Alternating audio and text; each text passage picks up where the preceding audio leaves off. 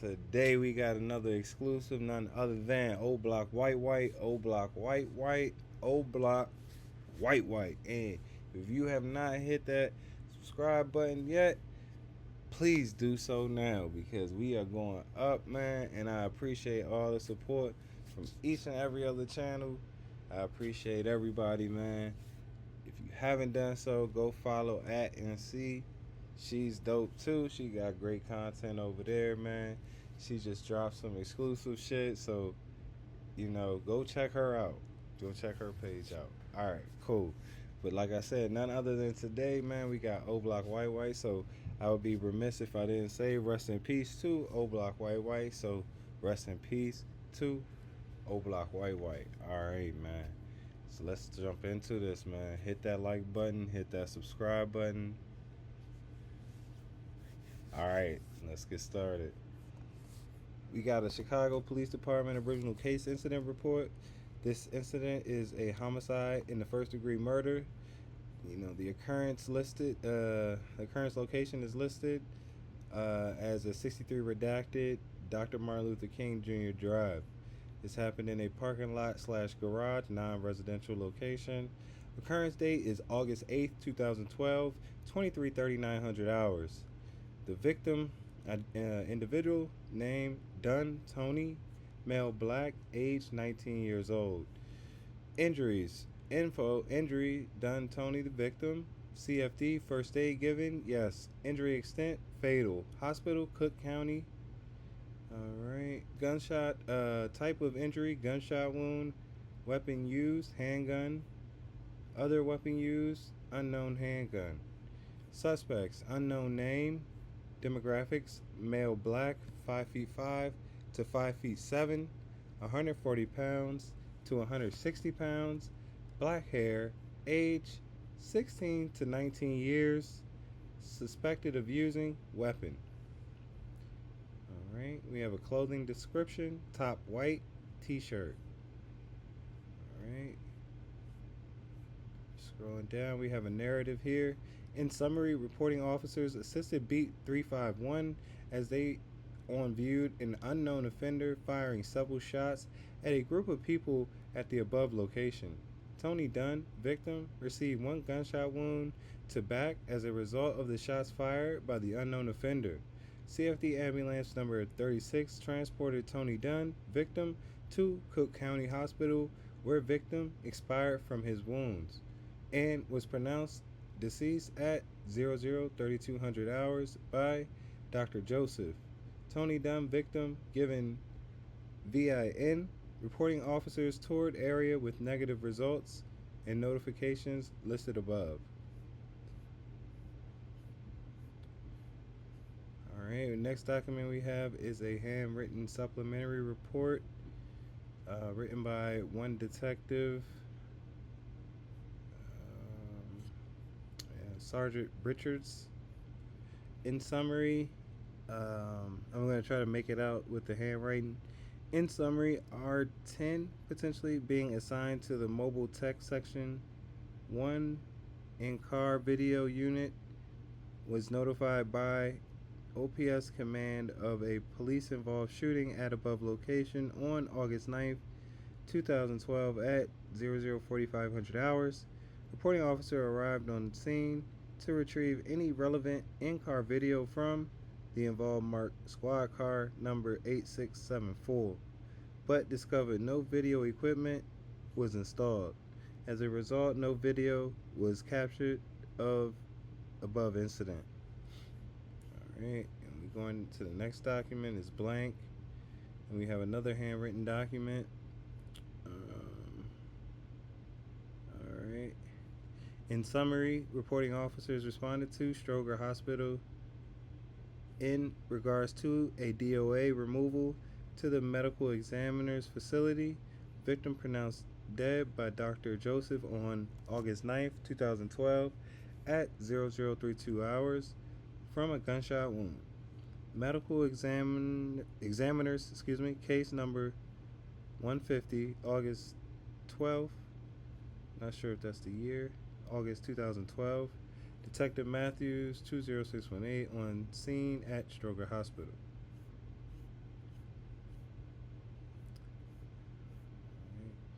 Getting down to the next document, we have a case supplementary report. This is a canvas, and this document was submitted on November 2nd, 2012 at 22:33 hours.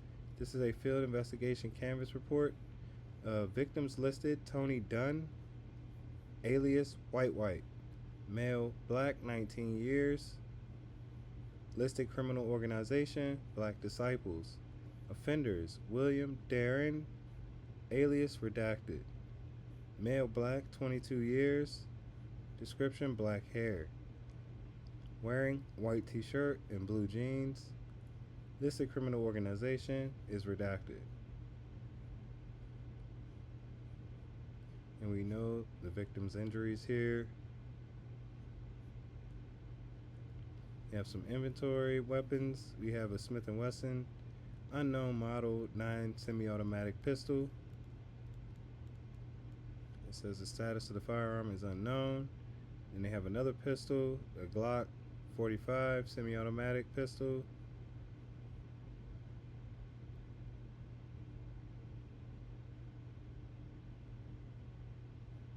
We have a DPMS Panther Arms, a 223 rifle. Owner, a CPD officer.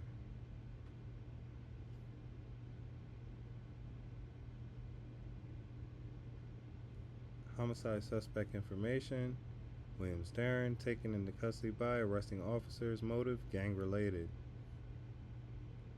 Motive codes: gang. Cause codes: DNA. Method code: person shot. CAU code: DNA. We know they recovered a firearm, that is a Smith & Wesson semi-automatic 9mm. And it seems we have a few witnesses here: female, black, 19, female, black, 25, female, black, 19, male, black, 20, female, black, 21, male, black, 22, male, black, 20. And it seems we have other individuals involved: a male, white, 44, and his employment is a Chicago police officer. Alright, and we have one, Kim Alexander, male, Asian Pacific Islander, in 32, and his employment is also a police officer, Chicago police officer, excuse me. Alright, getting into an investigation. In an effort to identify and locate any witnesses, detectives conducted a canvass of the immediate area of the crime. Below are the results of that canvass. Alright, and it says initial canvass conducted on August 9th, 2012. We have a male, 165 years old, and his statement was: heard multiple gunshots, did not see anything, there are no security cameras on the property. We have another witness, female, 154, redacted, heard multiple gunshots, redacted, group of men in front of Walgreens trying to hold another person up, redacted, police sirens approaching, at which time the men dropped the person they were trying to assist and ran south on King Drive. We have another statement from a male, 151 years old, did not see or hear anything. Male, 120, did not see or hear anything. Male, 23, heard multiple gunshots, pulled up on King Drive and saw the victim lying on the ground in front of Walgreens. A male, 143, multiple gunshots, relocated to King Drive and discovered a resident, Tony Dunn, had been shot. Male, 124, redacted, multiple gunshots, relocated to King Drive and discovered a resident, Tony Dunn, had been shot.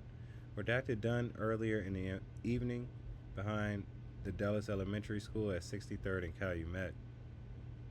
Redacted, a loud noise, nothing appeared unusual. And the next document we have is a clear close arrest prosecution document. This document was submitted November 2nd, 2012 at 22:34 hours. We know the victim and offender. Just scroll down to we get to some new information.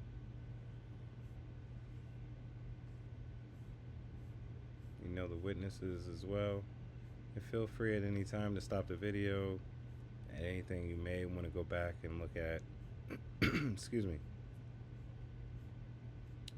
We have locations of the incident. It's a homicide and assault. We have victim Tony Dunn, and his gang affiliation is redacted.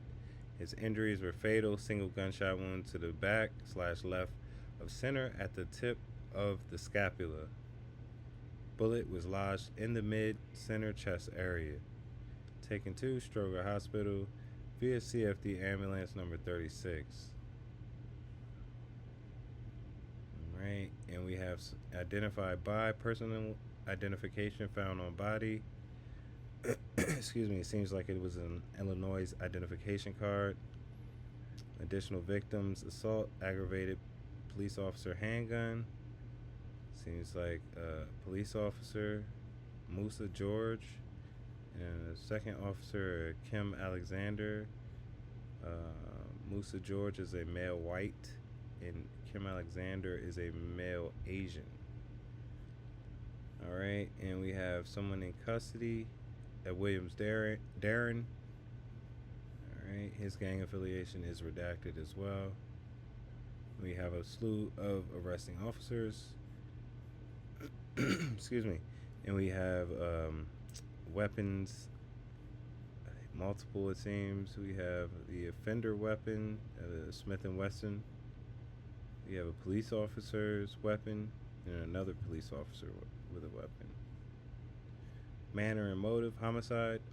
Offender rode up on a bike and fired several gunshots at a group of people on the street. Victim suffered a single gunshot wound to the back/gang related. Manner and motive: attempt murder. Offender, while fleeing the scene of the homicide, fired several shots at victims. Uniform CPD officers / effort to defeat arrest. Vehicle used: Beat 351's department vehicle, blue white CPD marked squad car. Excuse me. A Ford Crown Victoria, license plate redacted. Vehicle sustained gunshot damage from fired bullets fired by the offender, Darren Williams, which struck the front bumper and driver's door. Alright, they have some evidence, close-up photographs. Inventory, some expended shells. It seems 10 expended shells from a Winchester .223 caliber, 12 shells from a .45 automatic Winchester, 2 from a 9mm Luger, 3 expended shells from a 9mm Luger as well.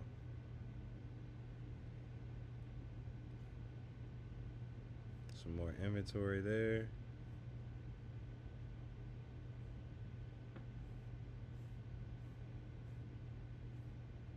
Inventory, a lot of things. It seems 2 wireless phone receipts from inside his pocket.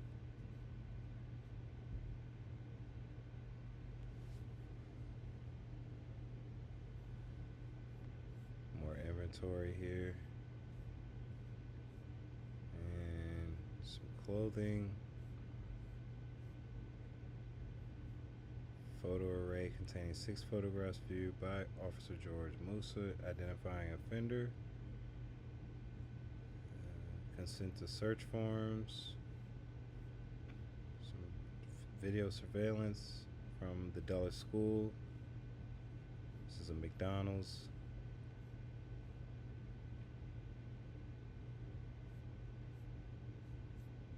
Let's see if we can get down to a investigation here. We have some witness statements.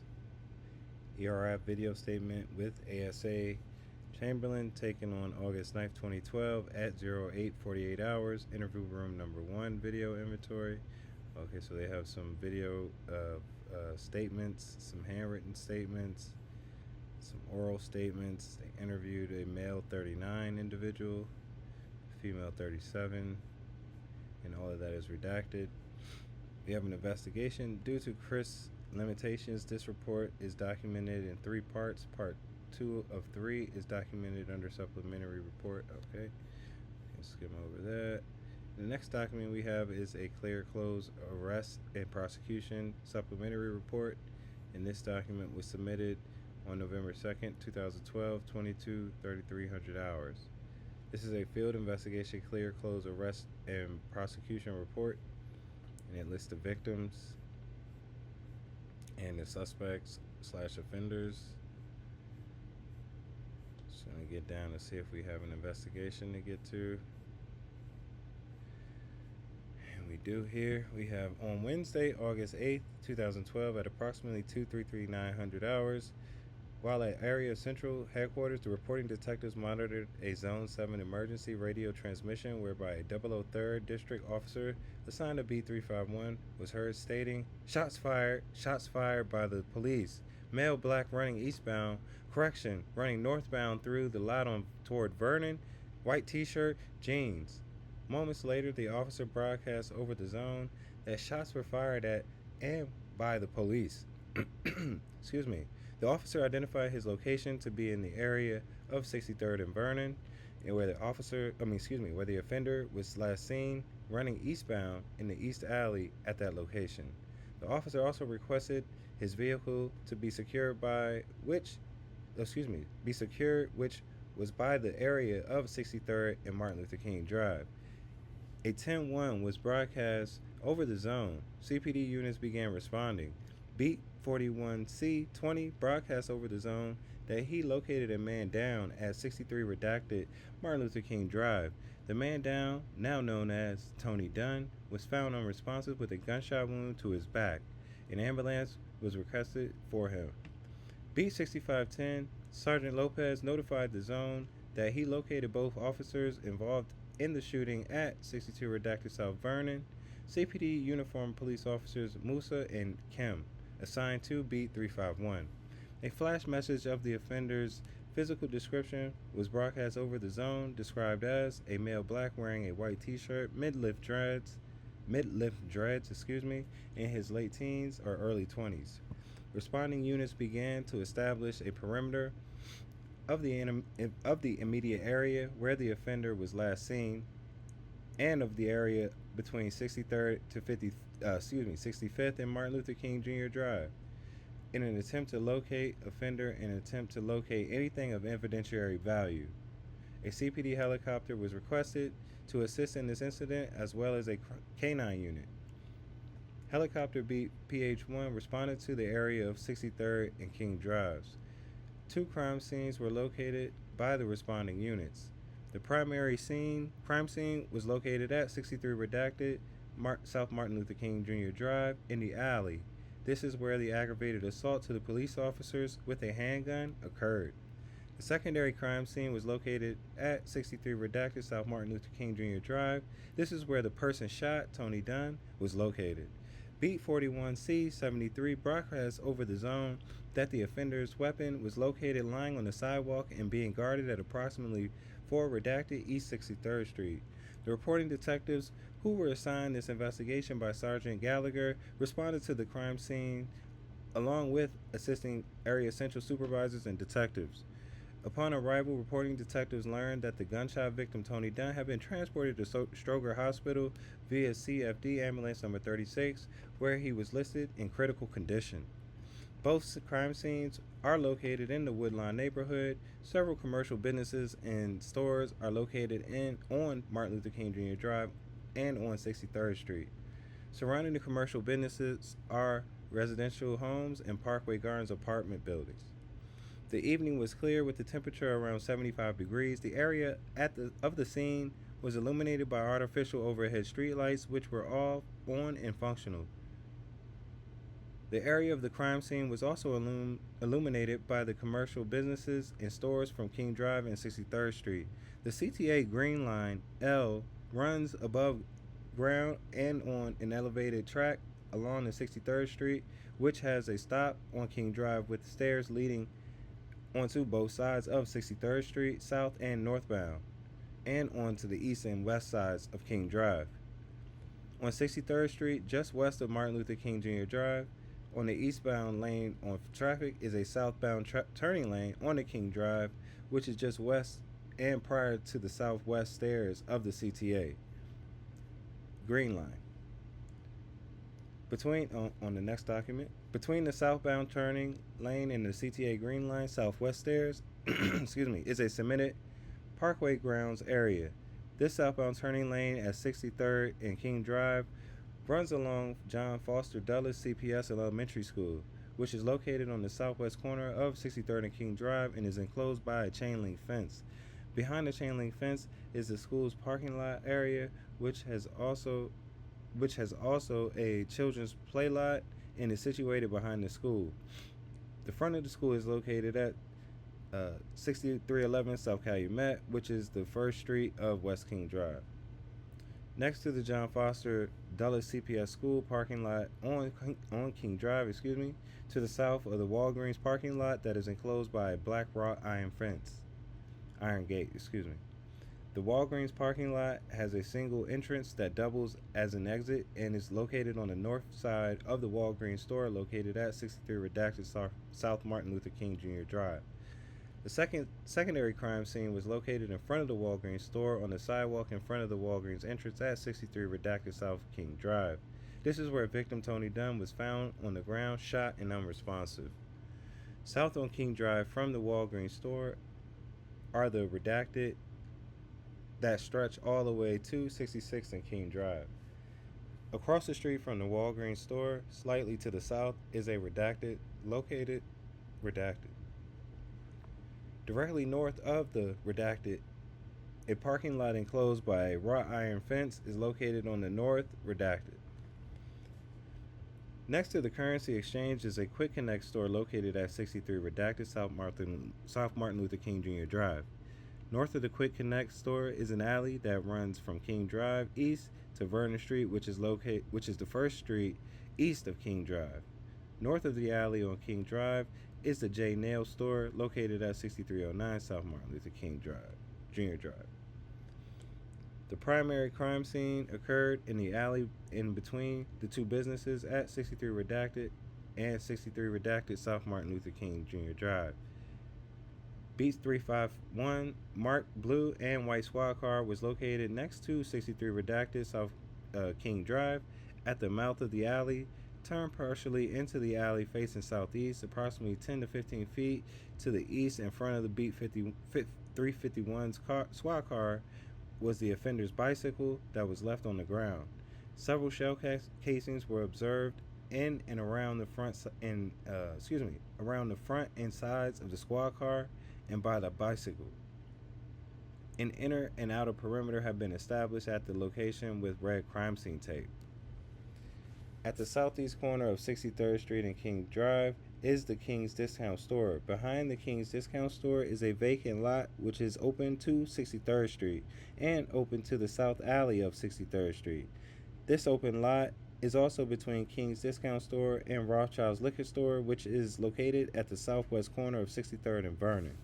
Across the street to the north on 63rd Street from King Drive to where King's Discount Store ends are other businesses. Directly across the street to the north from the open vacant lot behind King's Discount Store is another vacant lot that leads to Vernon Street. This open vacant lot is located on the north side of 63rd Street and Vernon and ends at the north alley of 63rd Street. Across the street from the vacant lot in north alley of Vernon, 63rd Street and Vernon, are two residential buildings. Following to the north of the last residential building at 6241 South Vernon is a large open vacant lot that leads to the east alley of Vernon in between Eberhart Avenue. This is the east alley from which the offender was last seen running eastbound. Detectives met with Beat 351 officers George Musa and Alexander Kim at the crime scene. There, the reporting detectives spoke to them individually, separately, and not in unison. A walkthrough of the crime scene was also conducted with the officers by the reporting detectives separately. Officers Musa and Kim related essentially the same following accounts in essence, though not verbatim. Officer Kim related he was on duty working in full uniform on the third watch assigned to Beat 351, 5 p.m. to 2 a.m. with his partner of Officer George Musa. Officer Kim related they were assigned to a gang conflict zone mission by Sergeant Drayton, with the hotspot area being from 60th to 65th between State Street and St. Lawrence Avenue. Officer Kim was assigned marked blue and white squad car number listed, which was not equipped with an in-car camera. Officer Alexander Kim related he was seated in the front passenger side of the vehicle while his partner, Officer Musa, was driving. Officer Kim, a qualified police carbine operator, was armed with his personally owned duty carbine, a DPMS Panther Arms Model A15 223 caliber rifle with a tactical sling attached to it for carrying. Officer Kim related that just prior to the shooting, while on patrol in the gang conflict zone, he and his partner went to the Dulles CPS Grammar School located at 63rd and Calumet and came upon a large group that was hanging out in front of the school. Officer Kim related there were about 20 to 30 people in the group. They proceeded southbound on Calumet and 63rd Street in their squad car. As they dispersed the crowd, they then turned their squad car around and headed back northbound on Calumet onto 63rd Street. Officer Kim related they turned eastbound on 63rd Street and headed toward King Drive as they escorted the group from the area. While on 63rd Street by the southbound turning lane onto King Drive, Officer Kim heard several gunshots. Officer Kim related that upon hearing the initial gunshot, he turned and looked in the direction from which the gunshots were fired. As he did so, Officer Kim related he saw a muzzle flash and a male black firing a gun across King Drive in a southwest direction. Officer Kim related that the shooter was southeast of him, standing on the east side of King Drive in the mouth of the alley between 6309 and 6317 South King Drive. Officer Kim directed his partner, Officer Musa, to drive to the location of the shooter. Officer Kim related that Officer Musa was unable to turn onto the southbound turning lane from 63rd Street because they had to pass it when the gunshots rang out. So Officer Musa drove to King Drive and turned southbound there. Officer Musa then drove and turned partially into the alley between 63 Redacted and 63 Redacted South King Drive, where he stopped their vehicle. As they stopped in the mouth of the alley, Officer Kim related he saw that the male black offender who had just fired the shots crouched over a bicycle that was on the ground. The offender had his right hand by his waist and was in the process of picking up the bicycle with the other hand. The offender was directly in front of their squad car to the east, approximately 10 to 15 feet away. Officer Kim related that there was no one else in the alley at the time. Simultaneously, as the officers pulled up and stopped their vehicle, Officer Kim related that the offender looked in the officer's direction and immediately grabbed a handgun from his waistband with his right hand and pointed and fired his gun at the officer who was still in the squad car. Officer Kim related that both he and his partner were able to exit their vehicle and return fire at the offender while standing behind their squad car doors, which they used as shielding. Officer Kim described the gun as a black semi-automatic pistol. The offender then began to run eastbound on foot in the alley while still firing his handgun at both officers. Officer Kim related they continued to return fire at the offender. Officer Kim related his partner, Officer Musa, chased the offender on foot eastbound in the alley as he, Kim, ran northbound on King Drive to cut the offender off at 63rd Street. Officer Kim related that when he turned eastbound on 63rd Street from King Drive, he could see the offender running northeast toward Vernon through the vacant lot with his partner followed behind in pursuit. Officer Kim related he saw a group of people by 62 Redacted and 62 Redacted South Vernon Street, some of which came off their porch as the offender ran eastbound into the vacant lot toward the alley. Officer Kim related he continued eastbound on foot on 63rd Street past Vernon to the alley in between Vernon and Eberhard in case the offender turned back southbound, but he ultimately lost sight of the offender. Officer Kim related he broadcast over the zone, shots fired and by the police, and gave a description of the offender. Officer Kim described the offender as being a male black subject in his early 20s with medium-length dreads, wearing a white t-shirt and blue jeans. Officer Kim related he would be able to identify the offender. The reporting detectives informed Officer Kim that a person shot was discovered in front of Redacted at 63 Redacted South Martin Luther King Jr. Drive and asked him if he saw who the offender was shooting at. Officer Kim related when he initially heard and saw the offender shooting a gun across King Drive while standing at the mouth of the alley, he didn't know who the offender was shooting at. However, the direction the offender was shooting at was in fact in the direction of the redacted. Officer Kim also related he didn't see the offender drop his weapon at the south sidewalk of 63rd Street where the 9mm handgun was recovered at. Officer Kim also looked at the recovered weapon from on the sidewalk at the scene and stated that it looked like the same handgun the offender had in the alley when the offender fired the gun at them. Officer Musa related he was on duty working in full uniform on the third watch assigned to Beat 351, 5 p.m. to 2 a.m. with his partner, Officer Alexander Kim. Officer Musa related they were assigned marked blue and white squad car, which was not equipped with an in-car camera. Officer Musa related he was armed with his prescribed duty weapon, a Glock 45 caliber semi-automatic handgun. Officer Musa related they were assigned to a gang conflict zone mission and were on routine patrol within the hotspot area. Officer Musa related he was driving and his partner, Officer Kim, was seated in the front passenger seat. Prior to the shooting, Officer Musa related he and his partner drove over to the Dulles CPS Grammar School located at 63rd and Calumet and came upon a large group that was hanging out in front of the school. Officer Musa related that the Dulles Grammar School is a local hangout for the Brick City Black Disciples and is a hotspot within the gang's conflict zone. Officer Musa related they proceeded southbound on Calumet Street from 63rd Street in their squad car and dispersed the crowd.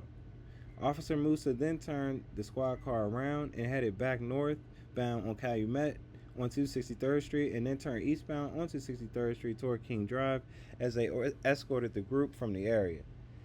As they were on 63rd Street approaching the intersection of King Drive, Officer Musa related he heard he heard loud reports, meaning gunshots, coming from the south of his position. Upon hearing the gunshots, Officer Musa asked his partner where the shooter was. Officer Kim told Officer Musa that the shooter was in the mouth of the alley on the east side of King Drive and told Officer Musa to make a right onto King Drive, directing him toward the south alley of 63rd Street. Officer Musa made a right turn southbound on the King Drive and then turned eastbound into the mouth of the alley at 63 redacted South King Drive. As he turned into the alley, Officer Musa related he observed a lone offender who immediately recognized from past contacts. The offender was placing a gun into his waistband with his right hand while picking up the bicycle that was on the ground with his other hand. Officer Musa related that the offender was directly in front of their squad car, approximately 10 to 15 feet. Officer Musa related he could see the offender clearly because he had headlights on and because the artificial lights surrounding the scene which illuminated the area. Officer Musa described the offender's weapon to be a blue steel black semi-automatic handgun.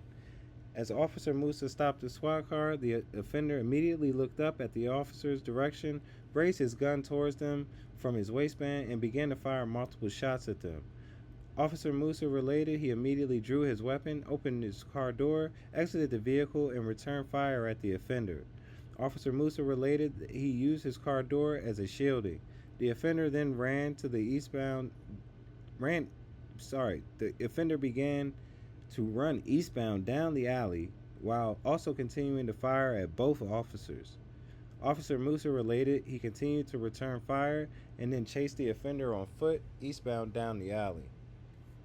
During this time, Officer Musa related he reloaded his weapon with another magazine while dropping and leaving the expended magazine on the ground in the alley.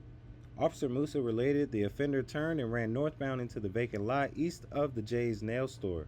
Officer Musa followed the offender as he cautiously, for officer safety, redacted and turned the corner of that building.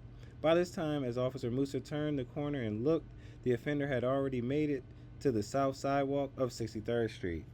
The offender continued to run northbound across 63rd Street and then eastbound toward Vernon through the vacant lot. During this time, Officer Musa stated that he no longer saw the offender with a gun in his hand. Officer Musa stated he holstered his weapon and continued to chase the offender. As the offender reached Vernon, Officer Musa related he saw a group of people by 62 Redacted and 62 Redacted South Vernon who came off the stoop of those buildings. Some of the people, some of the people within that group ran with the offender eastbound through the north vacant lot past 62 Redacted South Vernon, and some of them ran northbound on Vernon. Officer Musa related he lost the offender in the alley between Vernon and Eberhart. Officer Musa related he broadcast over the zone, shots fired and by the police, and gave a description of the offender. Officer Musa described the offender as being a male black subject in his early 20s with medium length dreads, wearing a white t-shirt and blue jeans. Officer Musa related he would be able to identify the offender because he has seen the he has seen the offender in the past on at least 3 or 4 occasions. Officer Musa related that the last time he saw the offender was just the day before the incident in front of 62 Redacted South Vernon. Officer Musa related he didn't know the offender's name, but he knew the offender redacted. Officer Musa related that he didn't see the offender drop his weapon at the sidewalk of 63rd Street where the 9mm handgun was recovered, but again stated that while pursuing the offender as offender crossed 63rd Street, he no longer saw the offender had a gun in his hand. Officer Musa also looked at the recovered weapon found on the sidewalk at the scene and stated that it looked like the same handgun the offender had in the alley when the offender fired the gun at them. A canvas search of the primary scene, the secondary scene of the immediate area was conducted by responding units and detective personnel for the offender, for items of evidentiary value, and for witnesses. Neither the offender nor any eyewitnesses were immediately located during this time. The results of the canvass are documented on a separate canvass supplementary report. Alright, the following evidence was located at the crime scenes. They have the primary crime scene, and they have the marked squad car, examination of the vehicle, found it to have sustained gunshot damage as a result of the shots fired by the offender at the officers, approximately 10 to 15 feet in front of the officer's marked squad car by the driver's side. 5 9mm expended shell casings were observed in between the bicycle and the marked squad car. And this is just all the evidence they documented. Excuse me. Alright, and just stating some clothing. Alright, photograph. During the canvass of these scenes, 2 individuals with information relative to this investigation, redacted by Area Central detectives and members of the Gang Investigation Section. Redacted. Meanwhile, Redacted arrived at 63rd and King Drive and approached unit listed officers listed who were assigned to traffic control at this crime scene. Alright. Says reporting detectives returned to Area Central headquarters while assisting detectives remained at the scene with the evidence technicians who were still processing the scenes. Alright. And they processed all the detectives' weapons and the weapons they found. We got some big redactions here. Alright. It says reporting detectives reporting detectives compiled and conducted a photo array containing suspect Darren Williams with Officer George Musa at Area Central headquarters. Prior to the photo array, reporting detectives presented Officer Musa with a lineup advisory form which he reviewed and signed. On August 9, 2012 at 0300 hours, Officer Musa viewed the photo array positively identified Darren Williams, redacted as the offender. Reporting detectives compiled and conducted a photo array containing suspect Darren Williams, redacted, with Officer George Musa at Area Central headquarters. Prior to the photo array, reporting detectives presented Officer George Musa with a lineup advisory form which he reviewed and signed. On August 9, 2012 at 0300 hours, Officer George Musa viewed the photo array and positively identified Darren Williams, redacted, as the offender who fired a handgun in his direction and that of his partner. Officer Alexander Kim. This being the same individual he had seen on occasions prior to this incident as related above. The photo array in lineup advisory form was subsequently inventoried under inventory number listed. For further information regarding the photo array, see Reporting Detectives Progress Lineup Supplementary Report. As the above events transpired, Detectives March and Halligan interviewed Redacted Area Central Headquarters in furtherance of this investigation. Redacted stopped and detained during a canvass of the scene for possible involvement in the incident because they matched the clothing and physical description of the wanted offender. The results of the interview revealed they had no knowledge of involvement or in the shooting with the police officers or with the homicide of Tony Dunn. They were subsequently released. On August 9, 2012, at 03:10 hours, Redacted Darren Williams was located and arrested by Redacted. After a consented search of the residence was given, Redacted Darren Williams, Redacted, an ambulance was requested for Darren Williams, and he was transported to Stroger Hospital for medical treatment. The consent to search form was subsequently inventoried under inventory number listed. Lieutenant Wojcik and Sergeant Gallagher, assigned to the Area Central Detective Division, responded to the scene of arrest. The following evidence was noted and discovered during a search. Redacted. Apparent bloodstains were found. Redacted. A shoebox lid containing suspect blood. Redacted. Redacted offender Darren Williams was found hiding. In addition, subsequent to a brief interview with a resident at the scene of arrest, Redacted, a black garbage bag was found inside the front bedroom closet that contained a pair of blood-stained Levi blue jeans with corresponding bullet holes in upper right leg and right rear pocket, a black leather belt, and 2 white t-shirts. Beat 5823, Evidence Technician, and Evidence Technician 5816 were assigned to process the scene at 6228 South Eppihart, 2nd floor. The scene was videotaped and photographed. Swabs of blood found at the scene were taken. The evidence was then recovered and inventoried as documented in the format section of this report. Redacted, the arrest of offender Darren Williams, were asked to come to Area Central Headquarters for interviews. Redacted individual transportation. Upon arrival, they were interviewed separately by Area Central detectives. They related the following in essence, though not verbatim, and that is redacted except for the words offender Darren Williams, and there's a big redaction block after that, and we have the words nothing further to add of investigative value. Then we have multiple redaction blocks after that, and it states this concludes part 2 of a 3-part closing report. And the next document we have is another clear close arrest and prosecution document, and this one was filed on November 2nd, 2012 at 2300 hours. And we'll get to an investigation here.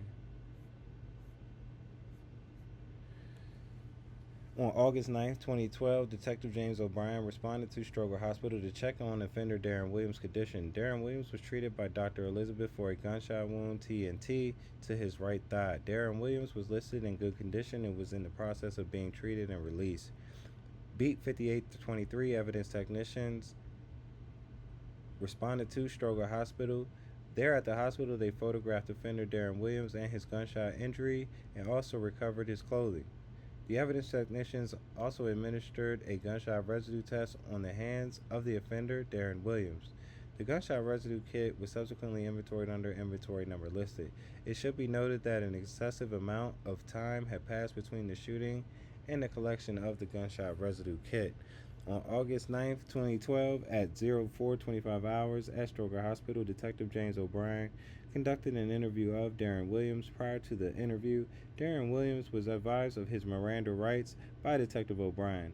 Present during the Miranda rights were CPD officers David Davis and Haven Matthews, and related he understood his rights and agreed to speak regarding this incident.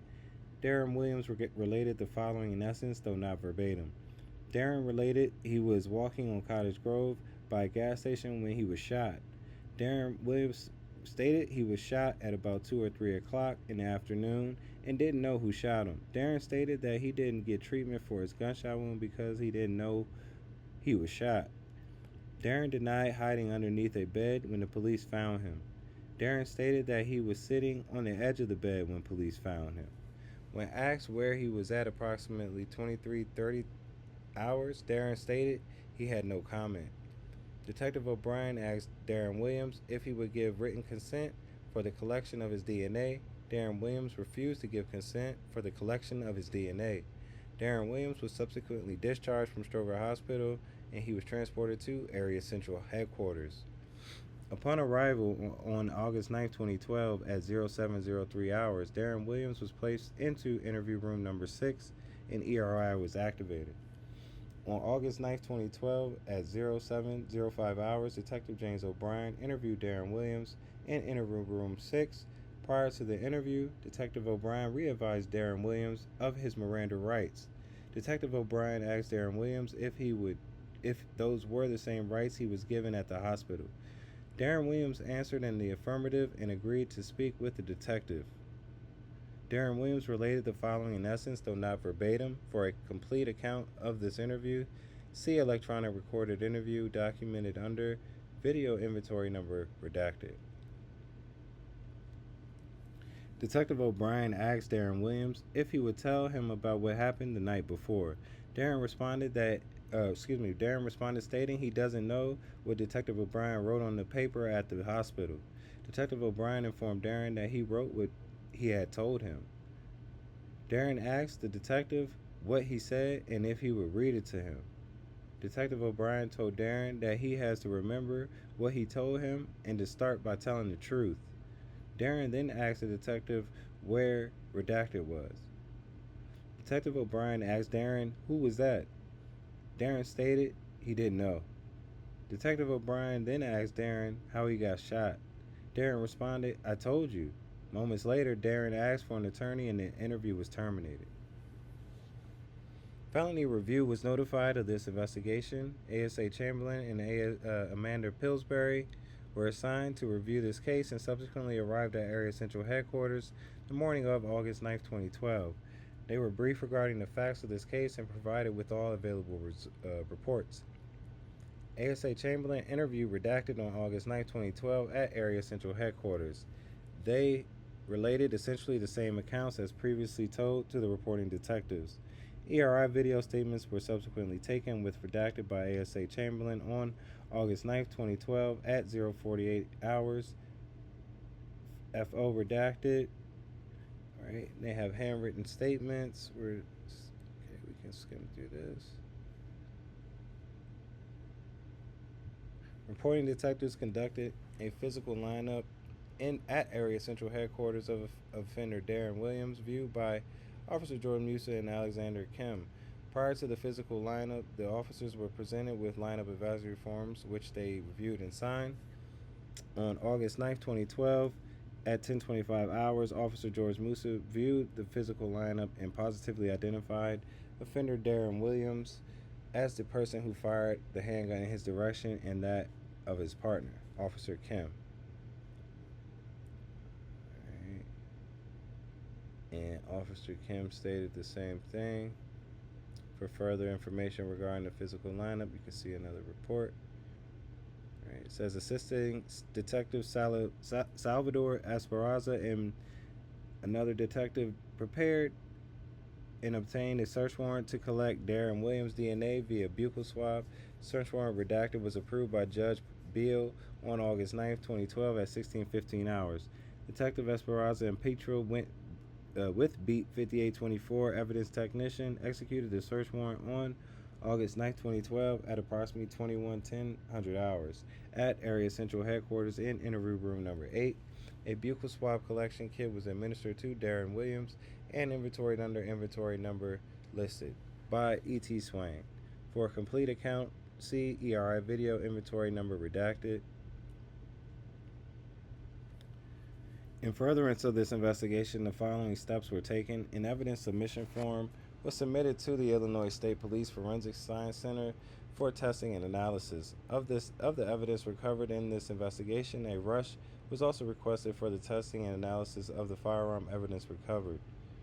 A request was made to the City of Chicago of Emergency Communications (OEMC) to archive all voice transmissions related to this incident to permanent library and request a copy of the recording. The recordings were subsequently received on August 31st, 2012 and inventoried under inventory number listed. A request for crime scene evidence photographs was submitted for the investigation. The crime scene photographs are included in this investigation file. Alright, and they list the caller of 911 and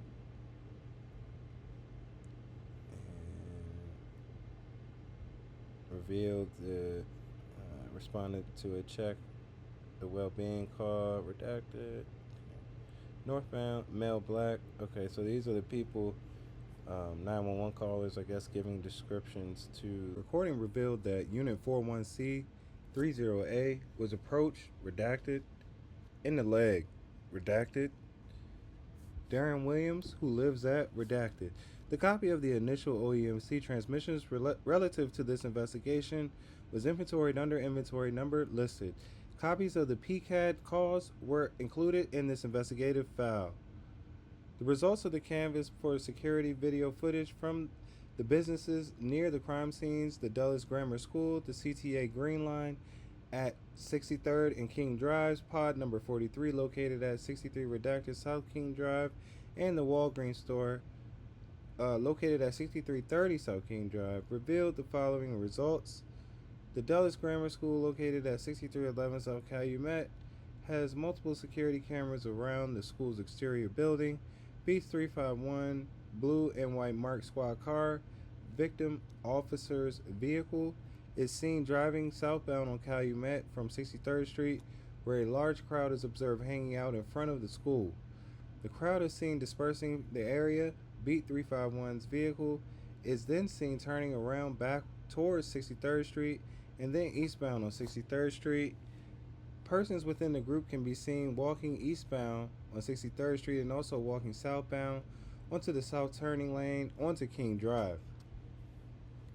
A copy of the video surveillance footage from Dulles Grammar School was subsequently inventoried under inventory number listed. The CTA Green Line at 63rd and King Drive had 3 cameras, one located on the L platform and one camera on each of the exit gates, northeast and southeast. The southeast gate security camera captured video footage of a male black subject, offender Darren Williams, wearing a white t-shirt, riding a bicycle southbound on King Drive on the sidewalk at 11:38, 4400 hours.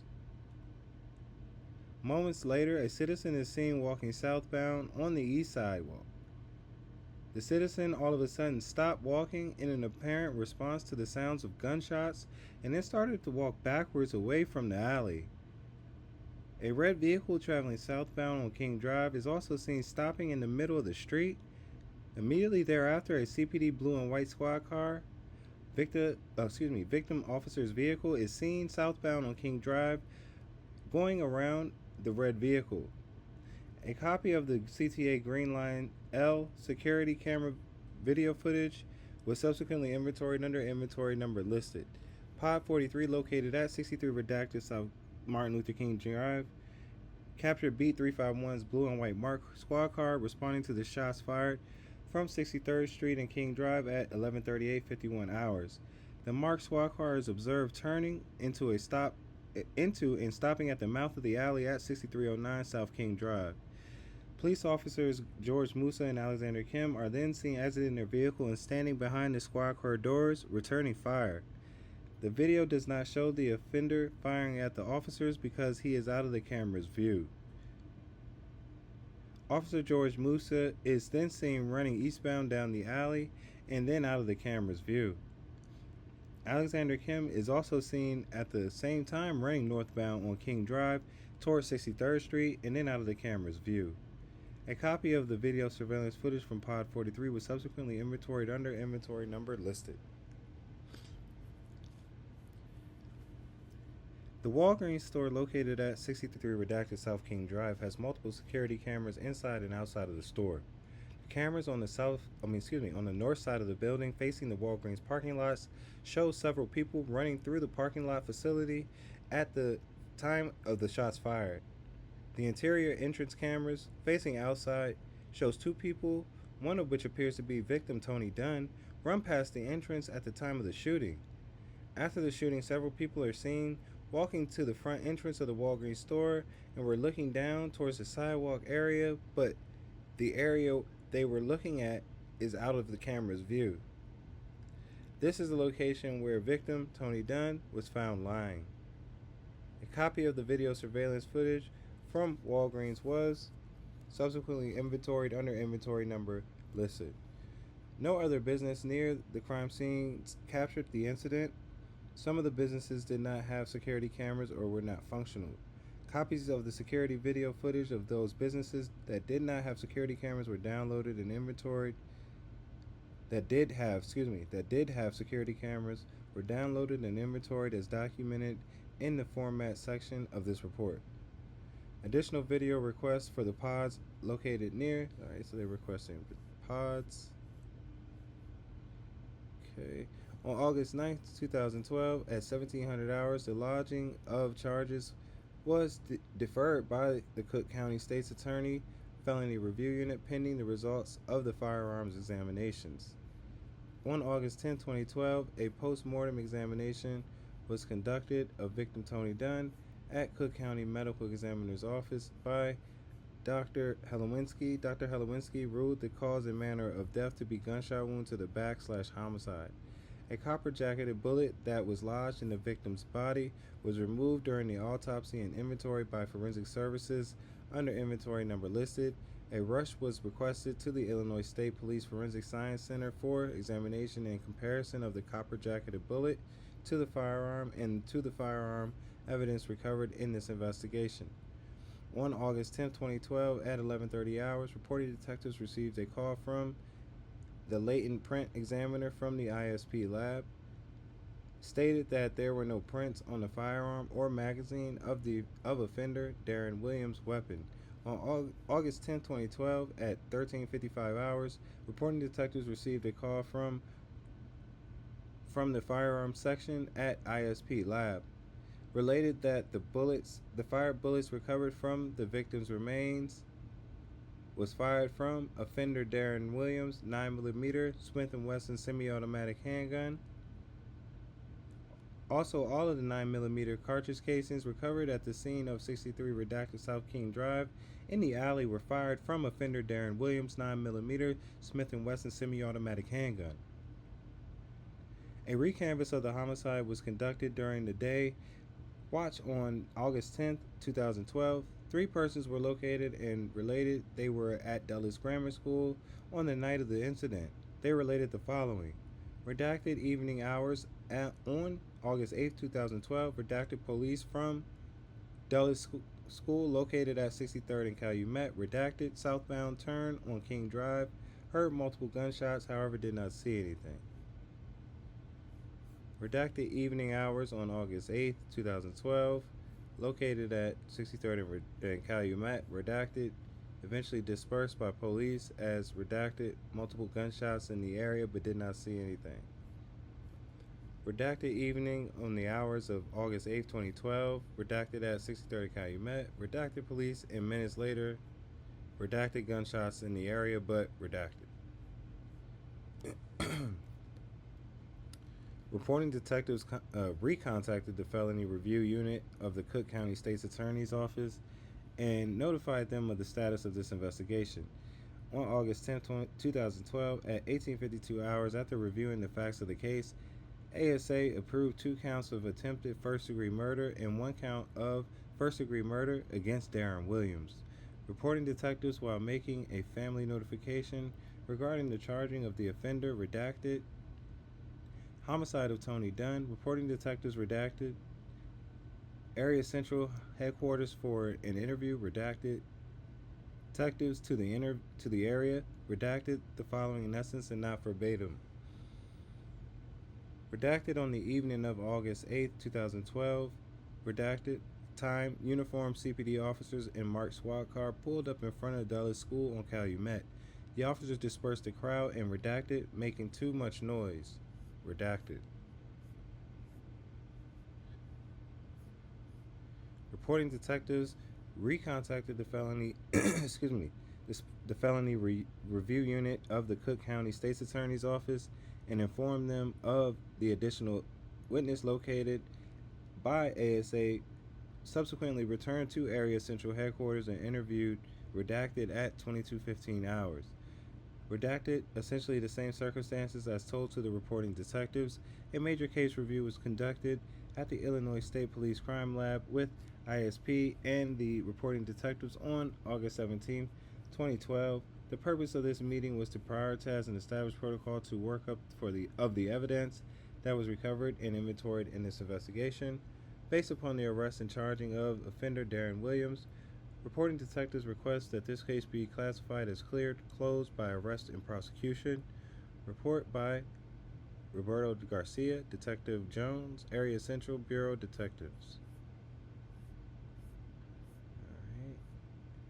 And we have a morgue report right here, and this was submitted on August 12th, 2012 at 07:2100 hours. This is a field investigation morgue report.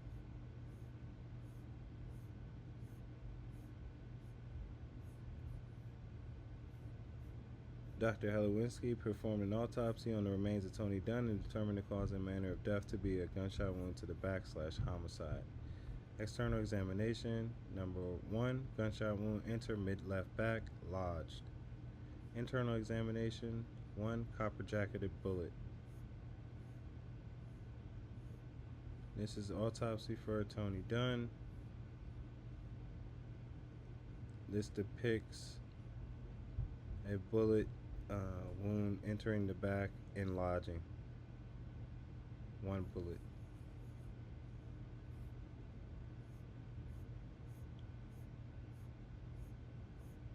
Alright, and then we just got some more reports here. I think we're pretty much, we might be getting to the end of this document. This is really just evidence we've already uncovered. If you want to really get a glimpse of all of the evidence, you can definitely pause it, scroll back at any time. Yeah, these are just narratives for the reports that we know already. More of that.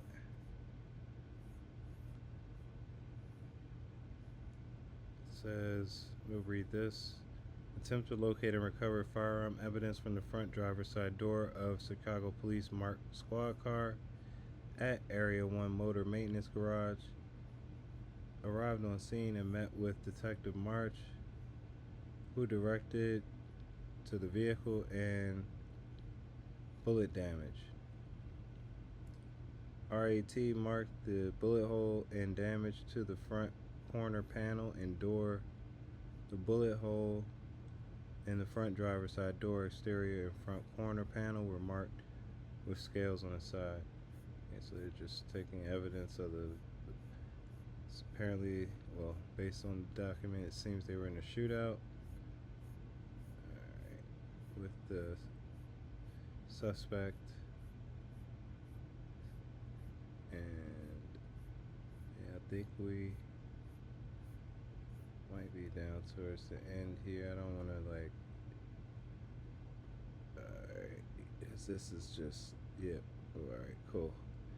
Yep, this is the end of this one. Alright, and I do have the second one here, which we can go over as well. Alright, here we have a lab report. Offense, of course. They're just listing the evidence they submitted. Seems 1 fired bullet.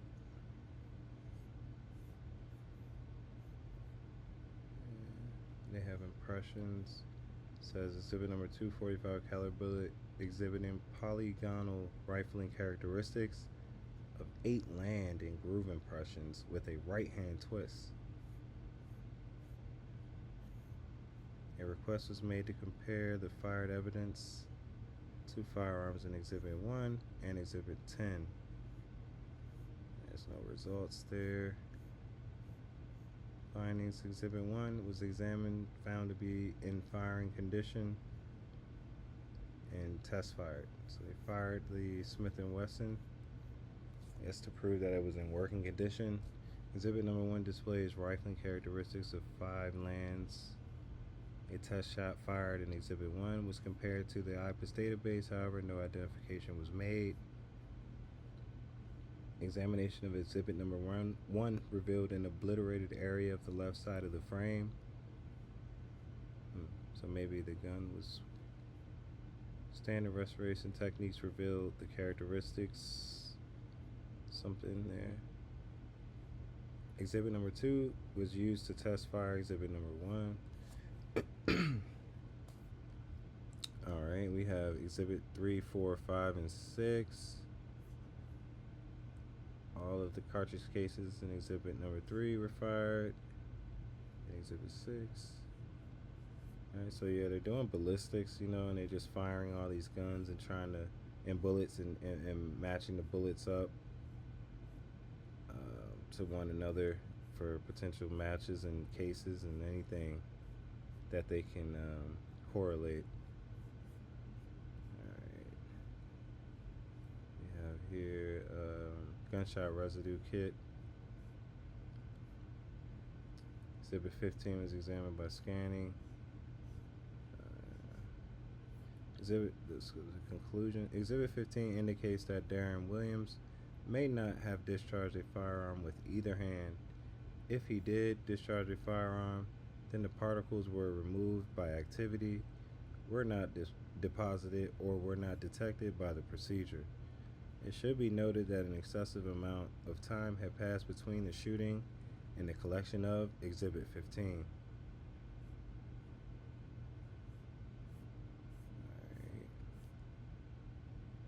Doing more swabs from the gun. Right. Okay.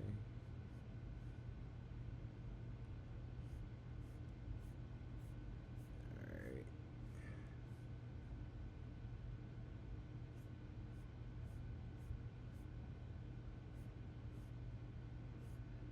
Scroll through this stuff here. Alright, as soon as we have the victim handwritten on this document is the Chicago Police Department Criminal History Report. Has a name listed for one Dunn Tony, male, black, 5'8", 205, brown eyes, black hair. And it has some criminal history report for him, which I'll slide through. And we got a whole bunch of redaction here, it seems. And we have some eye clear information for the victim, Tony Dunn. Or rather, Oblock, white. And the next document we have is a Chicago Police Department arrest report for the offender, one Williams Darren. The male, black, 5'6", 150 pounds, brown eyes, black hair, dreadlock hair. Alright, he is 22 years, and his charges at this time, offense as cited, murder first degree, attempt murder, and then another, so 2 attempts and a murder.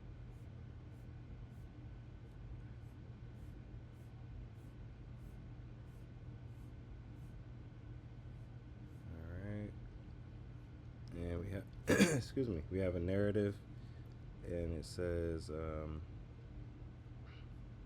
this is a gang investigation division arrest by Team 6510. The above subject, Williams, was placed into custody after he was observed shooting a handgun in the direction of the victim, Tony Dunn, who was subsequently found to have a fatal gunshot wound. Darren Williams then shot at 2 uniformed Chicago police officers and then fled, making good his escape. The subject, Williams, was placed into custody at redacted. After the subject, Williams, was trying to conceal himself, redacted.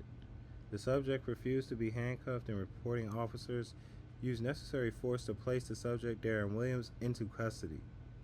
The subject, Williams, was taken to Stroger Hospital to be treated for an apparent gunshot wound to his upper right leg. Subject has no warrants or investigative alerts. The subject is not in the trap or get programs. The subject is not on parole or probation.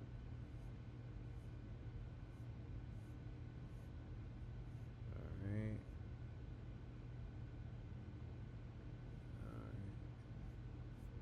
Scrolling through the documents.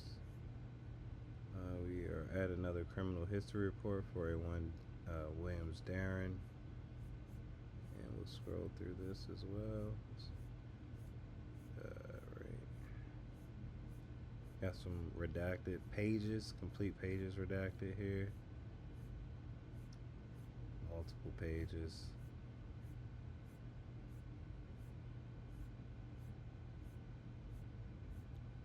And yep, alright, there we go. Alright, we have a court order. It's the court order for the murder. It says the court being provided with a sworn affidavit in the complaints, they're finding of a probable cause to detain individual D. Williams of the charge murder and 2 aggravated murders. They have statements. Statement taken.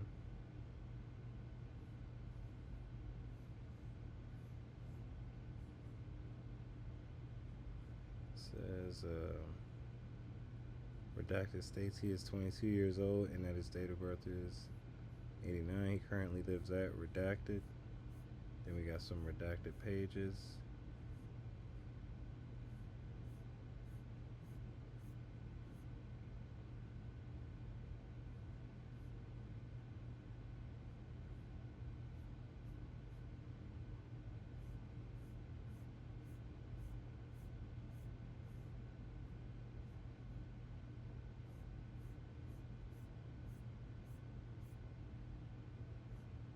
And they list people's exhibit in this photograph here.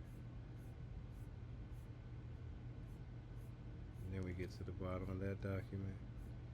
And I'm going to go ahead and cut it here, and I'll be jumping back into another part right after this. Peace.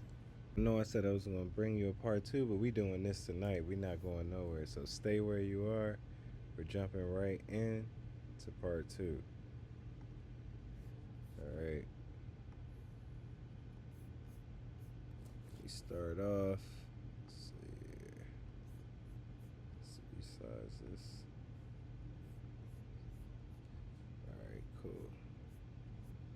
Scrolling down, we got a bunch of redaction so far on this document. And then we pick up at states that he can read and write English, and he demonstrated this by reading the first paragraph of this statement aloud and then followed along as the rest of the statement was read aloud by Assistant State's Attorney Pillsbury. Redacted states that he was allowed to make any changes or corrections to his statement and that he put his initials next to any changes or corrections that he made. He states that he signed the bottom of each page of the statement to show that each page was accurate. Marquis states that everything contained in the statement is true and accurate. Redacted.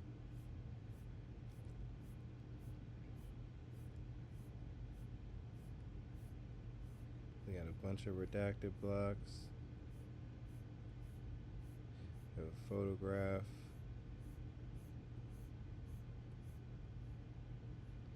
We have statement of redacted taken August 9th, 2012 at 10:35 a.m. at Chicago Police Department. Present Assistant State's Attorney. This statement taken regarding the shooting which occurred on August 8th, 2012 at 11:39 p.m. at 63 Redacted South King Drive, Chicago, Illinois. After being advised that Assistant State's Attorney Amanda Pillsbury is a lawyer, a prosecutor, but not her lawyer or the lawyer for anybody involved in this case, Redacted agreed to the following statement, which is a summary of what occurred and not a word for word account. Redacted, 19 years old, in that redacted, date of birth, redacted, 1993, redacted. Then we have a whole nother page of redaction. Some more redaction. Another image. Just scrolling down through the document, going through some more redaction pages. Alright, we have a signed statement of someone redacted. This statement taken regarding the shooting of a one Tony Dunn. Alright. Let me try to make this out. After being advised that Assistant State Attorney Chamberlain is a lawyer and a prosecutor, but not a lawyer for anyone. Oh, okay, so this is pretty much the handwritten statement that was typed earlier above.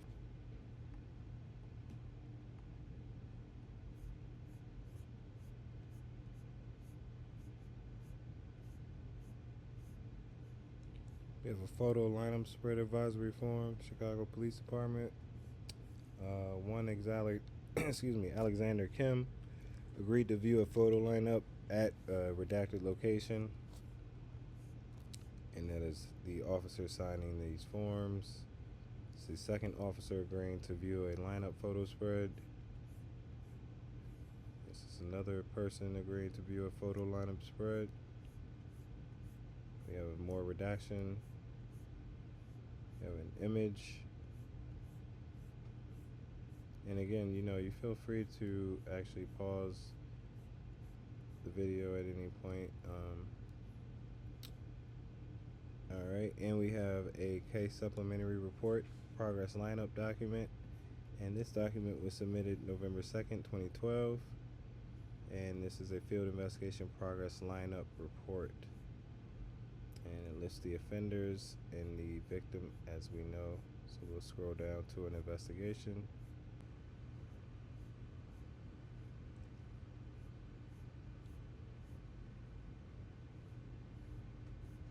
We got notifications here. We got an investigation. Person's viewing photo array. Seems police officer. And they had 6 individuals. 5 of the individuals is redacted except one name, Darren Williams, male 122. Yep. Alright, and we have an investigation. It seems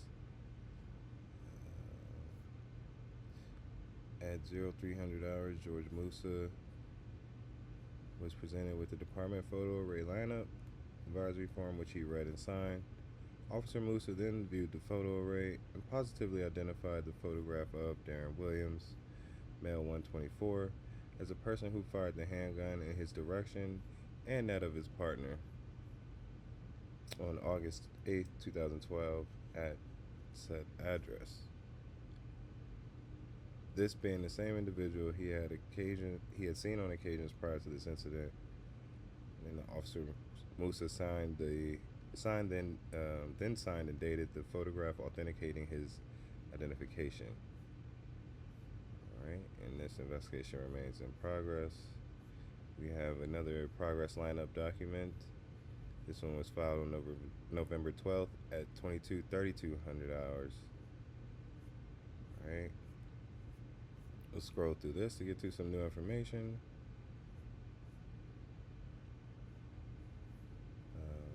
Taken into custody by arresting officers, motive gang related.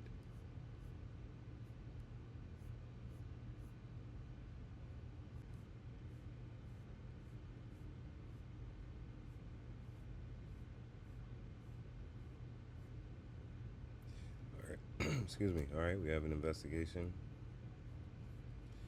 Aerial Central Headquarters, persons conducting the photo array. We have a person viewing the photo array. One Chicago police officer, George Musa. Photographs included in photo array is 7 individuals. 6, excuse me, I can't count. 6 individuals, but 5 of which are redacted names.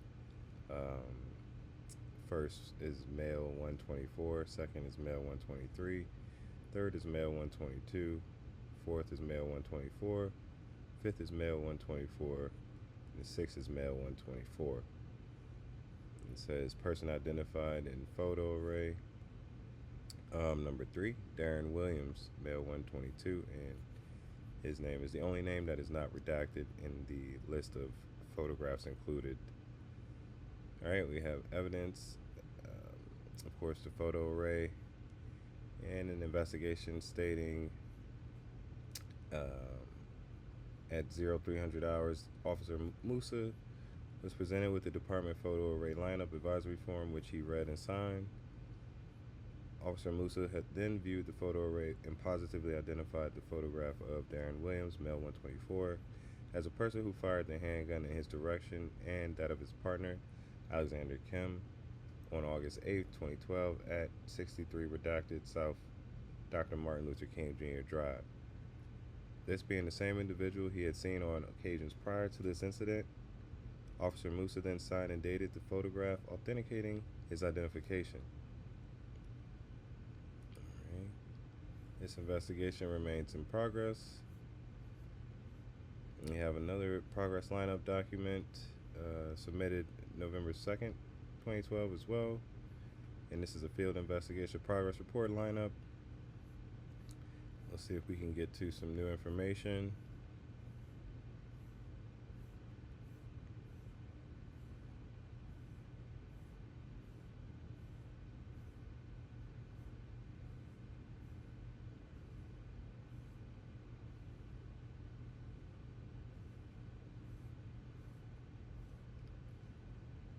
Alright, we are at another lineup. I believe this would be both officers viewing the lineup at this time, and there's multiple beat officer detectives and a sergeant conducting this lineup. I'll say 1, 2, 3, 4, 5. Well, 4 detectives and 1 sergeant. And the 2 participating in this lineup are George Musa and Alexander Kim, Chicago police officers. Alright, and they have 5 people in this lineup. 4 are redacted.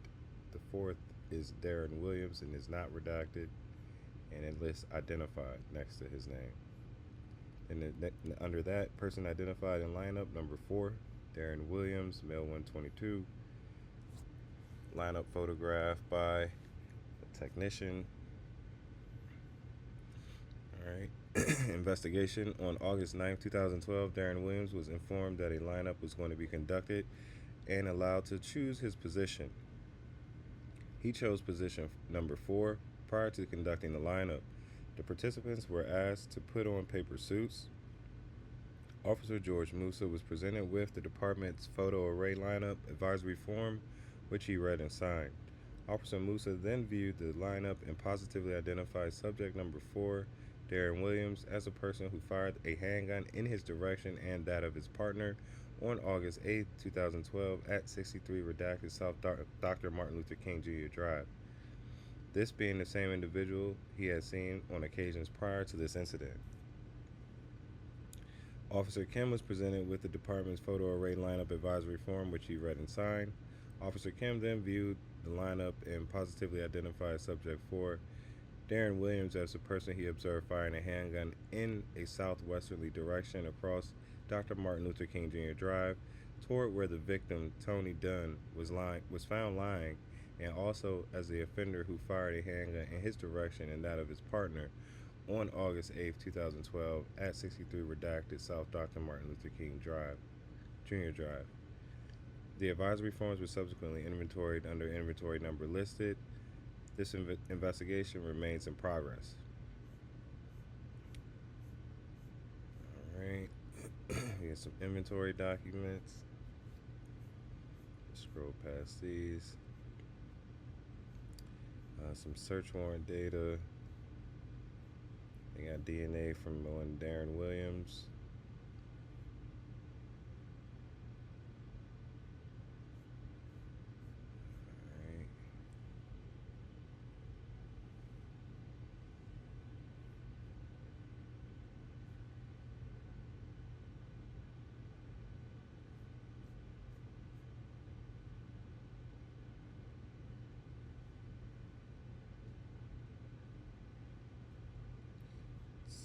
says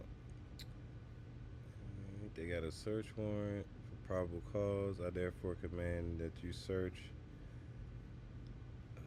individual Darren Williams and the premises and seize the following instruments, articles, and things: genetic material through the use of an oral buccal swab for DNA testing, which have been used in the commission of or which constitute evidence of the offense of first-degree murder, attempted murder, and attempt murder in the first degree. Those both attempt are in the first degree. The judge signed off on that.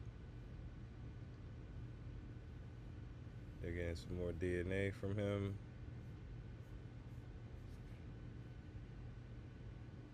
And then this is the complaint for the search warrant.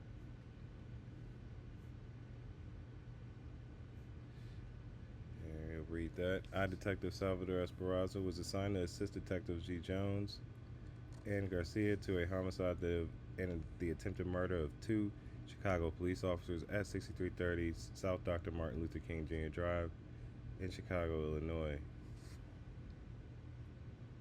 The preliminary investigation determined that uniformed police officer G. Musa and K. Alexander heard fired shots and responded to the vicinity of where the shots were being fired from. Upon arrival, observed the offender, now known to reporting detectives as Darren Williams, on foot, armed with a blue steel automatic handgun, firing shots at unknown persons. As offender Darren Williams stopped shooting, he fled the scene. Seconds later, the officers observed Darren Williams a second time placing the handgun in his waistband and trying to make an escape on a bike.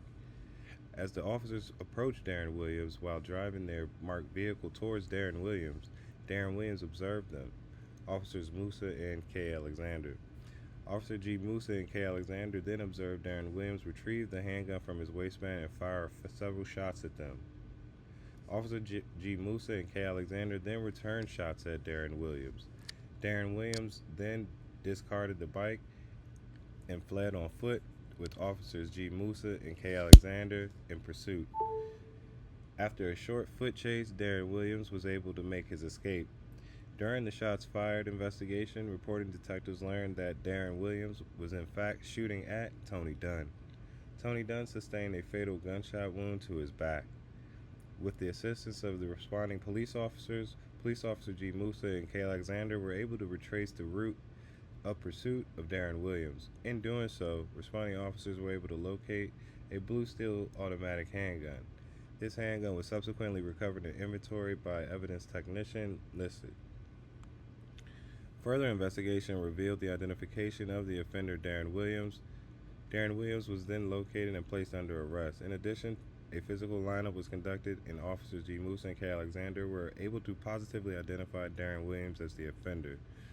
A DNA standard buccal swab from the offender is necessary in order to identify the DNA from the handgun recovered from the route Darren Williams took while making his escape. The procedure requires that 2 samples be taken from the inside of the mouth of Darren Williams. The mouth of a human contains cells from which can be examined to extract deoxyribonucleic acid, which is DNA, which is unique to the individual from whom it was collected. And so they're trying to get DNA swabs and get a court order for that. We have some handwritten documents here. Seems they did some interviews. Remaining witnesses. Area Central. Alright, we have a police officer, Alexander Kim. Working third watch, 5 to 2 a.m. in uniform with partner. Not sure what that Moss. Assigned gang conflict zone mission, Sergeant Kenneth, 60 through 65th State Street to St. Lawrence. Partner Musa was driving / Kim passenger. Kim armed with a .223 caliber rifle. Dispensed large group of people in front of Dulles School, 20 to 30 people, 63rd and Calumet.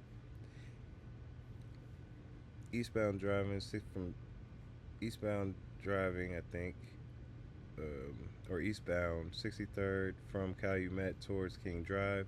While on 63rd by southbound turning lane, Kim heard several gunshots.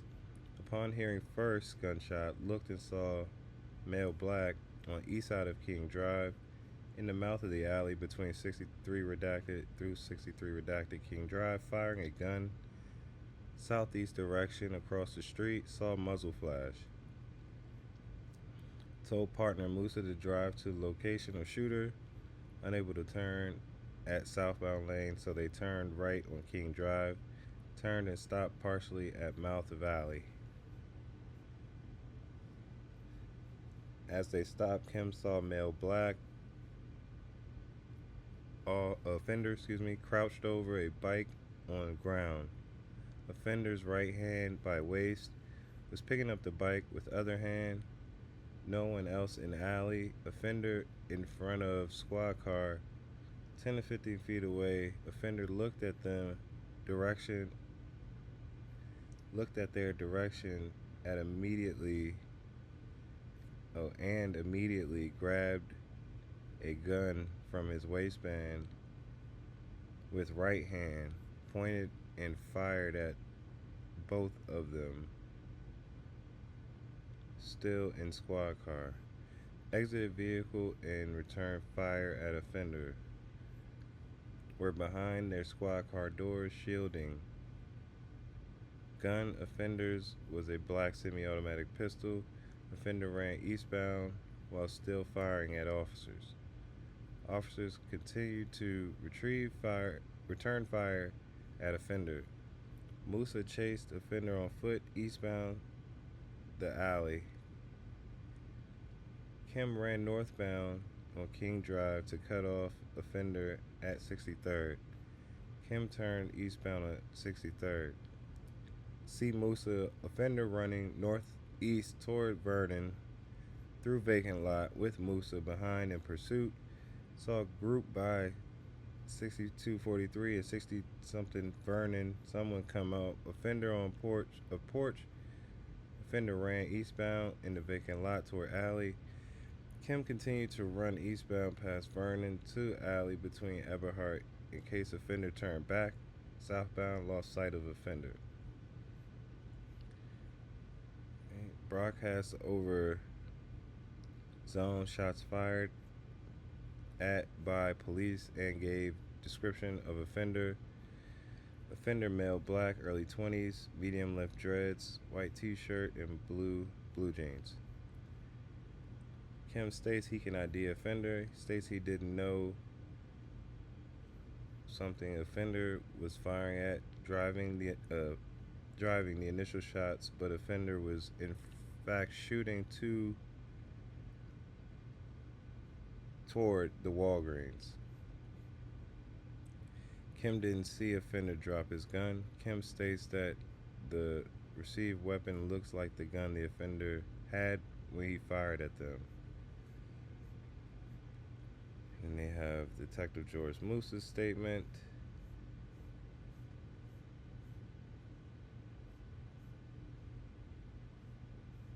Span some pages. You guys can pause it and check that out as well. Alright, and we have some description of the scene, some clothing that was recovered.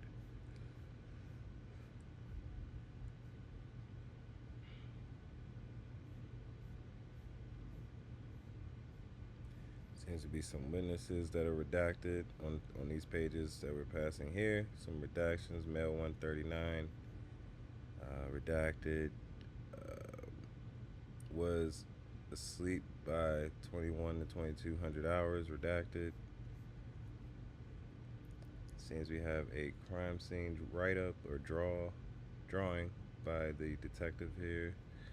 So we'll try to make some sense of this.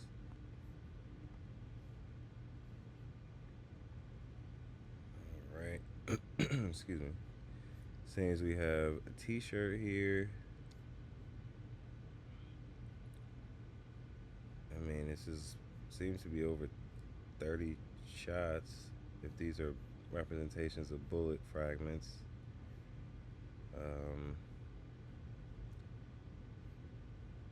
So I imagine that this is the alley.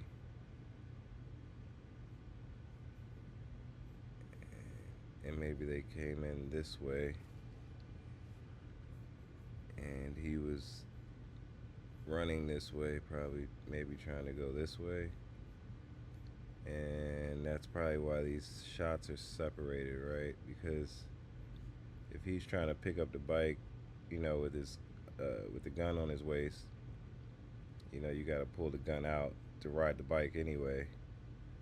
So this is probably the return, his fire, and then they're probably, this is massive amount of bullets, which I'm assuming would be from CPD here and going into this direction and hitting, or actually here, we see now, no, so the squad car is here, and they did say they use their doors as shielding, so I still imagine these are all from them over on this side. So they're using their doors here, and returning fire. It's pretty interesting. And they have the red tape and the T alley. And that t-shirt there. Wireless store. Yeah, see here, bullet hole, lower right corner, driver's door. Try to zoom in here. So this is the marked squad car. Bullet hole, lower left bumper area.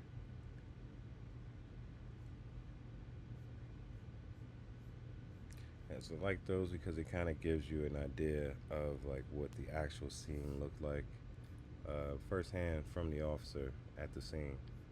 So it's typically pretty accurate. And we're just scrolling through here. 3 CTA cameras on platform on the south end of King Drive, 1 camera above, some video footage.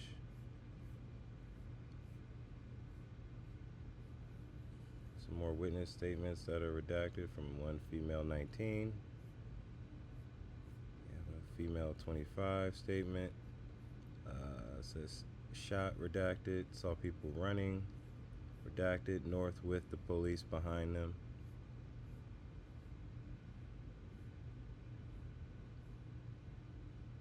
We have a person, date of birth 1989. We have redaction blocks, and then it says didn't know number, redacted, going to Eberhard, gave reporting detectives, redacted. Unknown female. A lot of redaction on these. Redacted comes back to Darren Williams. Redacted since May of 2012. Arrow pointing down. Redacted. Comes back. Redacted from. So maybe they were tracing, giving statements about his whereabouts or location.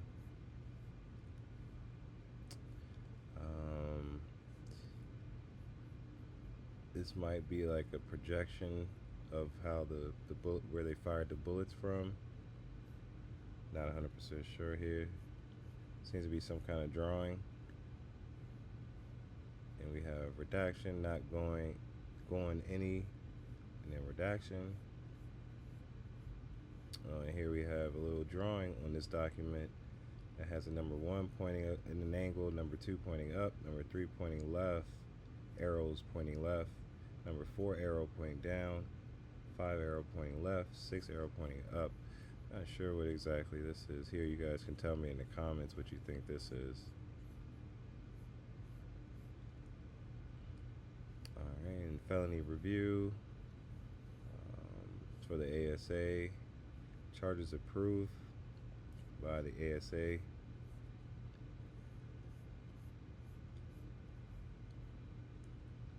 Alright, a male 120 was at Dulles Grammar School / hanging out / large crowd there. Uniform / marked car. CPD officers pull up in front of school on Calumet. Dispersed crowd told them to leave, making too much noise. Redacted, walking down Calumet to 63rd east towards MLK, headed southbound on the sidewalk on King Drive. Redacted, clusters of people that dispersed. Redacted, while walking on King Drive by Redacted. Redacted, he's on a bike. Who's that on the bike? Redacted, across the street, saw lone offender ride up on bike, stop and drop bike on the ground. Some then shouted, "He's got a gun," 2 times. Redacted, offender reached into Redacted. Upon seeing this, Redacted, the offender was about to shoot, didn't see gun. Redacted, southbound on King Drive. Redacted, gunshots coming from area where offender on bike was. Other people on the street also began to run. Redacted, bullets fly past him. Bullets hit the wrought iron gate and brick wall of Walgreens. Redacted, someone yelled. Redacted, saw victim on ground.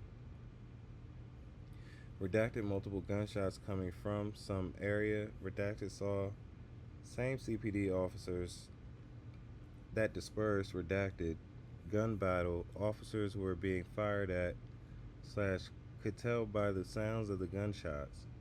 The officers were firing eastbound into the alley / were behind their squad car doors / the passenger officer, male Asian, had an AR-15 rifle. After the shots, heard people say again, Redacted. Redacted seen when it was safe. Crowd gathered around victim in front of Walgreens.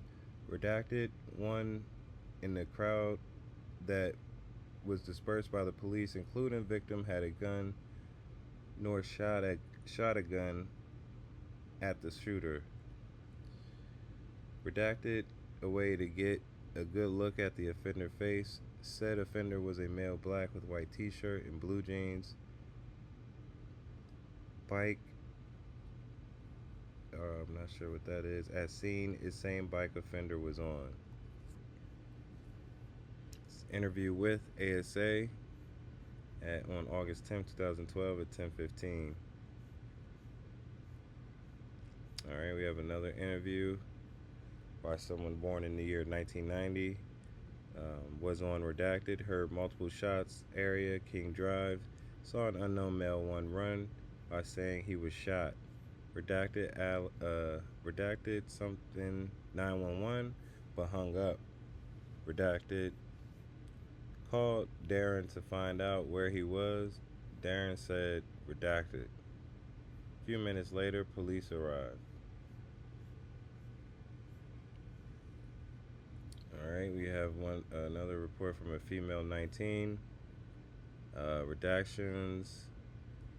There is a knock of call at front door. Redacted, the door. Redacted, pants to put on. Redacted, pants of gray shirt to put on. Redacted, t-shirt of blue jeans on. Redacted, shot and bleeding right leg. Redacted, he got into it with some. Redacted, 63rd and King Drive, get into shootout and got shot.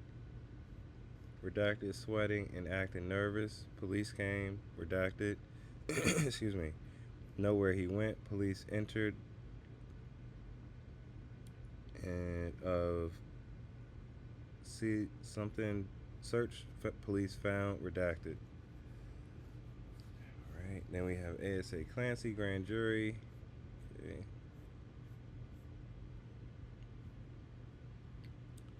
All right. We have a car that may have been potentially damaged, parked at something South King Drive, the mouth of alley, facing southeast direction, and it states the bullet holes. So this must be the vehicle, police car. Sat with the vehicle, and they just impounded it. 36 cartridge casings, 45 automatic Winchester located at the top right windshield wiper blade. Bullet hole, lower right corner of driver's side door. Bullet hole, lower left bumper area of driver's side. Throughout the processing of the scene, cartridge casings and evidence markers moving from wind. Excuse me.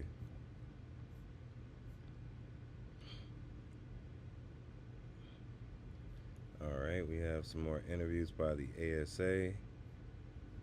Have some handwritten statements. Some ERI video statements with the ASA.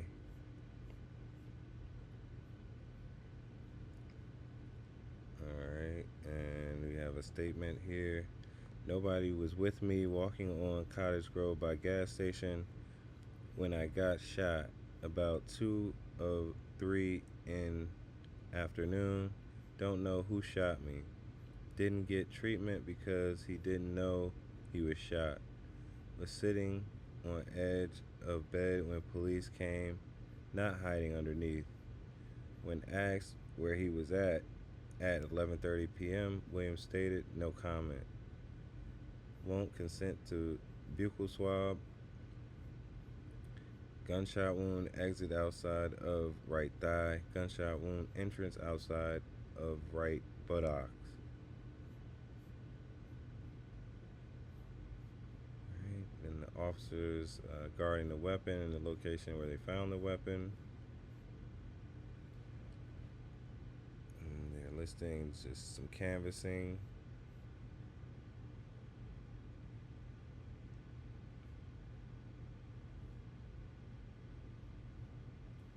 Says 30 round magazine, DPMS, AR-15, 223 caliber. Dulles School, clear out Brick City BDs behind school. Conflict over Dulles School. Male black white t-shirt, medium complexion.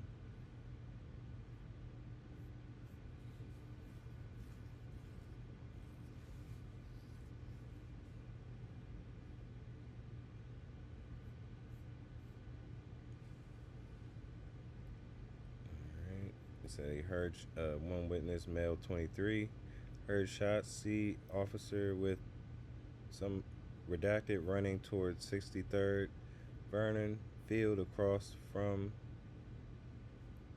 Sharks. Did not see who he was chasing. See many more police arrive on the scene. Another male 21. Heard multiple gunshots nearby. Large police presence in neighborhood. Left 62 redacted. 2 redacted of 62nd in St. Lawrence. Walking eastbound on 62nd. Stopped by police but released. Redacted stopped a second time by police. Different officer on second stop. Detained and brought to police station. Released. Right, and this document is upside down, so we'll rotate that. This is just some inventory. Gun info. Alright. These are just some more handwritten notes here.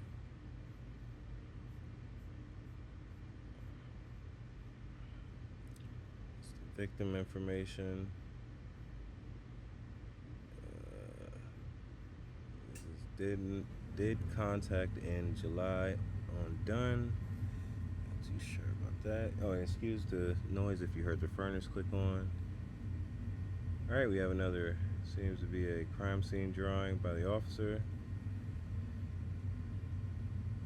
Note bullet hole is old damage. Okay. And apparently this is the Walgreens store.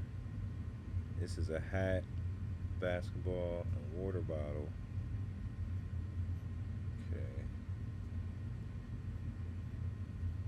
So this would be the sidewalk. This is the store wall, and I guess a hat. And some blood here. And I guess this would be the water bottle.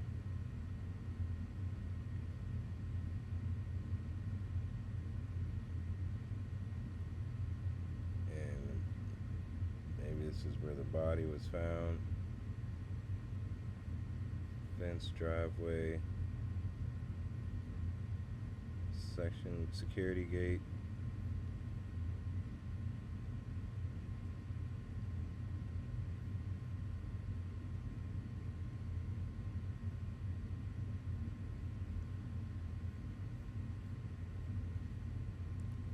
Alright. It's stating they towed the officer's vehicle there.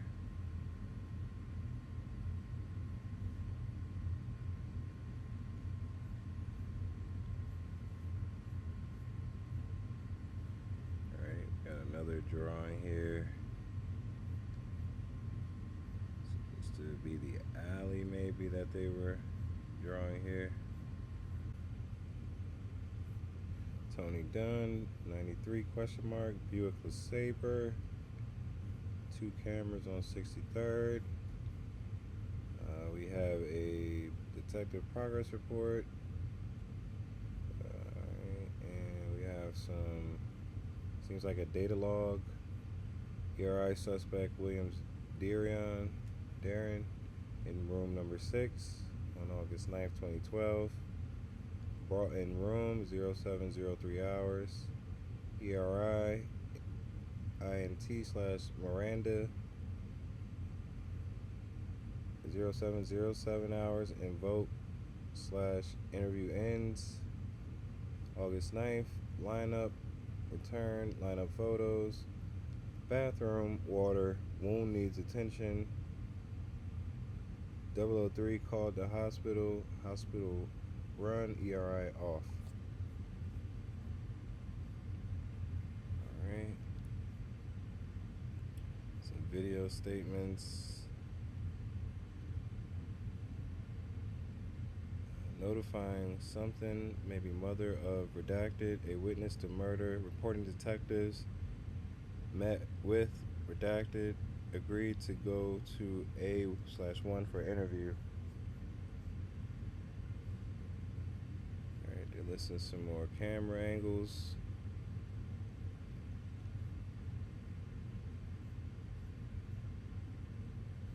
Barbershop vacant. Jerry Salon. Some more camera information. Video from Dulles School at 63rd and King. 2 cameras face southeast toward the scene. They are pan and zoom cameras. They only catch police cars arriving at approximately 11:42:14. On East Cam, .4 to 24. Outside recorded video of all cameras were ordered from 10:30 to 12 p.m. on August 8, 2012. Recoverable on August 9, 2012.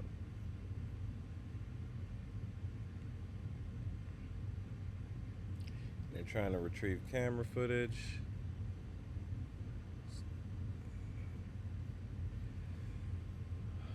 More of a canvas of the scene there. A lot of witness statements. Heard multiple gunshots. Saw a small group of guys across the street on the west side of King Drive. Group is north side of the Walgreens building. Group of guys trying to hold up another guy walking towards sidewalk. Hear police sirens. Guy let go of guy they were helping and run southbound on King Drive. Redacted. Didn't hear or see anything.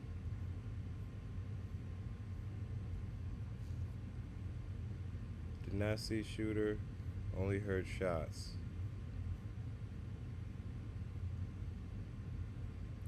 Heard several shots, male 43. Heard several shots, rushed out, redacted. A resident, Tony Dunn, white, shot on ground. Saw police cars, something seen, people run. Did not see shooting, only heard shots.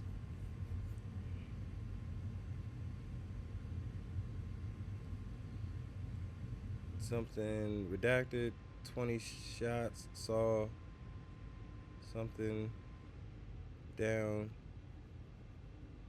King Drive northbound, came up King, saw 20 to 40 people crowded around Dunn. Then the guys from Eberhard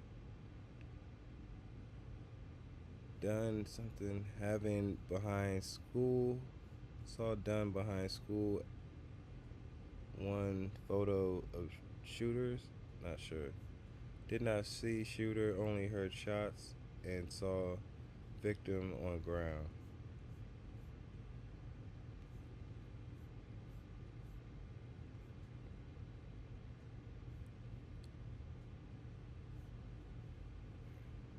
Cameras in the school, saw 3 people in lot. Female 1 in yellow, 2 males. Didn't run, saw them out front later. Looked out front, saw a male 1, unknown, dark pants, white shirt, running on MLK, limping. A Smith & Wesson 9mm defaced serial. See video. And that takes us down to the end. Alright, I want to thank you guys for tuning in for this one. It was a little long, but I wanted to make sure I got this out. It took me a little while to do it since it was so long, but thanks for hanging in there with me. Hope you have a great day. Peace.